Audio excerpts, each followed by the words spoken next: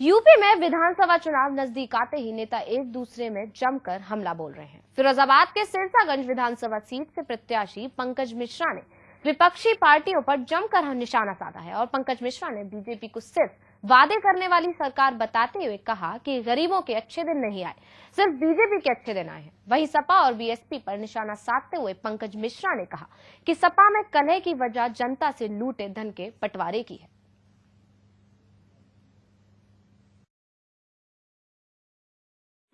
दिल्ली में झगड़ा खाएगा है, बाप बेटे में झगड़ा खाएगा है। जो ब्लैक मनी पैदा की है 5 साल में, और आपकी गलत की है, जाल बट्टे से पैदा की है, उसका सही तरीके से बंटवारा नहीं हो पा रहा है।